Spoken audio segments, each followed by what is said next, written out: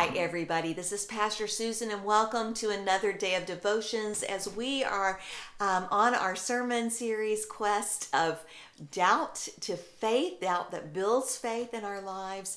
And this week we're talking about the doubting the existence of God. Have there ever been a time when you felt totally alone and you felt despair and you wondered, where is God in the midst of this? Well, we have a story today to share with you about a man who really did struggle with his faith. And so I want to read this to you from Mark chapter 9, where we hear a very familiar story to those of us who are familiar with the Gospels. But I want you to listen to these words with new eyes, perhaps, as we think about a man who really struggled with his faith. Let's listen to these words, beginning with verse 14. When they came to the disciples, they saw a great crowd around them, and some scribes were arguing with them. When the whole crowd saw him, that's Jesus, they were immediately overcome with awe, and they ran forward to greet him. He asked them, "What are you arguing about with them?" Someone from the crowd answered him, "Teacher, I brought you my son. He has a spirit that makes him unable to speak, and whenever it seizes him, it dashes him down, and he foams and grinds his teeth and becomes rigid. And I asked your disciples to cast it out, but they could not do so." He answered them, You faithless generation, how much longer must I be among you? How much longer must I put up with you? Bring him to me." And they brought the boy to him. And when the spirit saw him, immediately it convulsed the boy, and he fell on the ground, and he rolled about, foaming at the mouth. Jesus asked the father, "How long has this been happening to him?" And he said, "From childhood.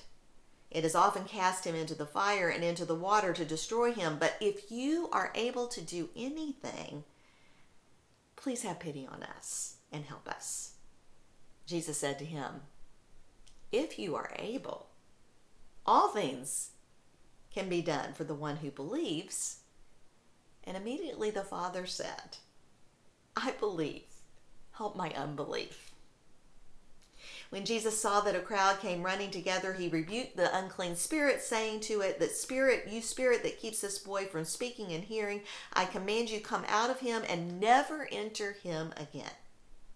After crying out and convulsing him terribly, it came out, and the boy was like a corpse, so that most of them said, "He is dead."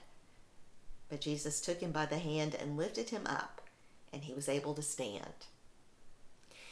This is a story, again, you might, if you have any knowledge of some of the physicality of this description, you will know that most likely, they didn't have medical technology to know these things, but most likely what we're experiencing here is a young man with epilepsy. The symptoms of it are very, very similar, and what they didn't know, they often attributed it to an unclean spirit, and Jesus addresses that, but the healing comes.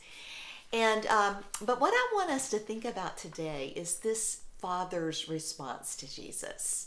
Because Jesus says all things are possible for those who believe, and he says, "I believe, help my unbelief." He was able to acknowledge that there was this struggle that was going on. That's our struggle too. I believe, help my unbelief.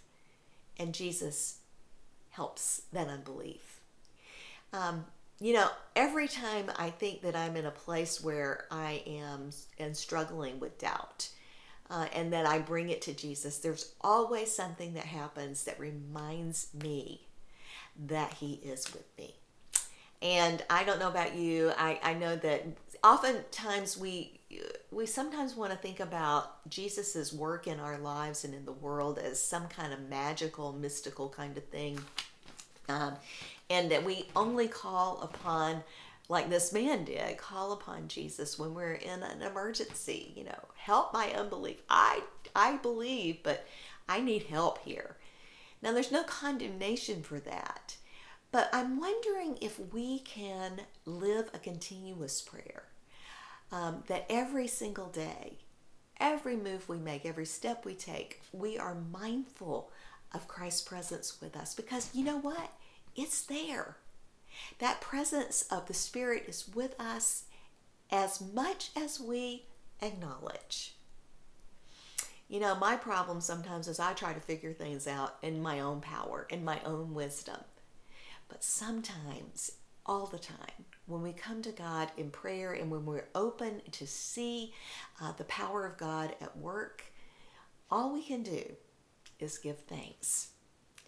And so my prayer for us today is that we will open our eyes as we go throughout our steps today with a continual spirit of prayer, asking Christ to reveal himself to us, asking Christ to give us greater faith, asking Christ to help us in our unbelief. May it be so. May it be so in your life and in mine, so that we can witness to the greatness of our God. Amen and amen.